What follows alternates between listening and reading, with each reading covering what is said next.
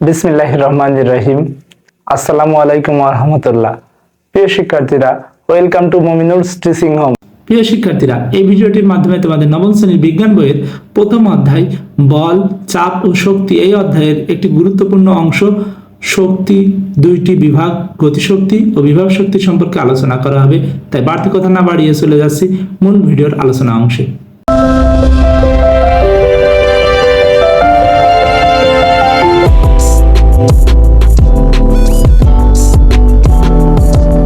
গতিশক্তি ও বিভব শক্তি সম্পর্কে জানতে হলে আগে আমরা জেনে রাখি শক্তি কাকে বলে। বিজ্ঞানের ভাষায় কাজ করার সামর্থ্যকে শক্তি বলে। অর্থাৎ যে বস্তুটা কাজ করতে পারে তার একটা সামর্থ্য থাকে, এই সামর্থ্য অর্থাৎ সামর্থ্য যদি অর্জন করতে পারে তখন সেই পরিমাণটাকে বলা হয় শক্তি। শক্তির একটা নির্দিষ্ট মান আছে যেটা জুল আকারে প্রকাশ পায়। গতিশক্তি ও বিভব শক্তি হচ্ছে শক্তির দুইটি রূপ। আমরা প্রথমে গতিশক্তি যদি সংজ্ঞায়িত করি, বস্তুর যে শক্তির কারণে স্থির বস্তু গতিশীল হয় তার সেটা হচ্ছে গতিশক্তি। এবং বিভব শক্তি কোনটি? বস্তুর ভিতরে জমা থাকে যে শক্তিটা, অর্থাৎ বস্তুটার ভিতরে পরবর্তী কাজ করার জন্য যে শক্তিটি সঞ্চিত হয় সেটাই বিভব শক্তি। অন্যভাবে সংজ্ঞা দেওয়া যায়, বিভব শক্তি হচ্ছে একটা বস্তুকে এক স্থান থেকে অন্য স্থানে সরালে তার মধ্যে একটা কাজ করার সামর্থ্য লাভ করে, সেটাই হচ্ছে বিভব শক্তি। এবং গতিশক্তি হচ্ছে চলন্ত কোনো বা গতিশীল কোনো বস্তুর শক্তিকে বলা হয় গতিশক্তি। তারপরে তোমাদের বইতে বলা হয়েছে, যদি বল প্রয়োগ করে কোনো বস্তুকে বলের দিকে কিছুটা দূরত্ব সরিয়ে নেওয়া যায় তাহলে ধরে নেওয়া হয় কাজ করা হয়েছে। যদি এফ বল প্রয়োগ করে কোনো বস্তুকে বলের দিকে এস দূরত্বে সরিয়ে নেওয়া হয় তাহলে কাজের পরিমাণ ডাব্লিউ সমান এফ এস। কাজের একক জুল। 1 নিউটন বল প্রয়োগ করে কোনো বস্তুকে 1 মিটার সরিয়ে নিলে 1 জুল কাজ করা হয়, এটা জুলের সংজ্ঞা। এরপরে বলা হয়েছে নিউটনের দ্বিতীয় সূত্র অনুযায়ী আমরা জানি এফ সমান এম এ। এটা মনে রাখার উপায় হচ্ছে ফাদার ইকুয়াল টু মাদার মনে রাখলেও সেখান থেকে এফ সমান এম এ মনে রাখা যায়।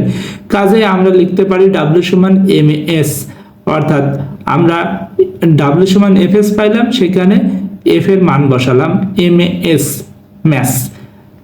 আমরা গতি সমীকরণ থেকে জানি v square equal to u square plus 2as, অর্থাৎ শেষ বেগ ইকুয়াল টু আদি বেগ স্কয়ার, শেষ বেগের বর্গ ইকুয়াল টু আদি বেগ স্কয়ার যোগ 2 গুণ ত্বরণ গুণ সরণ। এরপরে বলা হচ্ছে যদি স্থির অবস্থায় বস্তুটি যাত্রা শুরু করে তাহলে আদি বেগ হবে 0, অর্থাৎ বস্তুটির শুরুর বেগ 0 ছিল, তাই ইউ এর মান 0, তাই V square equal two 2as। এবং as ইকুয়াল টু সেখান থেকে সমীকরণের মাধ্যমে পাই ভি স্কয়ার বাই 2, অর্থাৎ আমরা যে পেয়েছিলাম ডাব্লিউ সমান এম এস পূর্বে, সেখানে এস এর মান বসাচ্ছি, তাহলে কি হবে এস এর মান ভি স্কয়ার বাই 2, তাহলে m into v square by 2 সেটাকে সাজিয়ে লিখলে ডাব্লিউ সমান half into m v square. এটাই মূলত আমাদের গতিশক্তি, অর্থাৎ ইকে দ্বারাও এটা প্রকাশ করে, ইকে সমান হাফ এম ভি স্কয়ারও লেখা যায়, যেটি আসলে একটি বস্তুর গতিশক্তি। অর্থাৎ কোনো বস্তুর ওপর কাজ করা হলে সেই কাজটি গতিশক্তিতে রূপান্তরিত হয়। বাস্তব জীবনে আমরা সব সময় সেটি দেখতে পাই না, কারণ ঘর্ষণ বল বিপরীত দিকে কাজ করে, অনেক সময় গতিশক্তিকে রূপান্তরিত না করে তাপ, শব্দ ইত্যাদি শক্তিতে রূপান্তর করে ফেলে, অর্থাৎ শক্তির রূপান্তর হয়ে যায়। আমরা জানি শক্তির সৃষ্টি বা ধ্বংস হয় না। কাজ করে যে শক্তি গতিশক্তি তৈরি করা যায় তা নয়, কাজ করে সেই কাজকে বিভব শক্তি হিসেবেও সঞ্চয় করা যায়। তুমি একটি বস্তুকে যদি উপরে তুলতে চাও তাহলে বস্তুটির ওপর দিকে বস্তুটির ওজনের সমানও বল প্রয়োগ করতে হবে। যদি এম ভরের একটি বস্তুকে উপরের দিকে ওজনের সমান বলে এফ সমান এমজি প্রয়োগ করে এই উচ্চতায় তোলা হয় তাহলে কাজের পরিমাণ হয় ডাব্লিউ সমান এফ এইচ, অর্থাৎ উচ্চতা অনুযায়ী।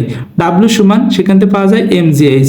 বস্তুটা এই উচ্চতায় তোলার পর সেটি সেখান থেকে স্থির অবস্থায় থাকে এবং তার ভেতর গতিশক্তি নেই, ঘর্ষণের কারণে তাপ কিংবা শব্দ হিসেবে অন্য কোনো শক্তিতে রূপান্তর হয়নি। কাজেই এই শক্তি এমজিএইচ পরিমাণ কাজ শক্তি নিশ্চয় আসলে বিভব শক্তি হিসেবে সঞ্চিত হয়ে গেছে।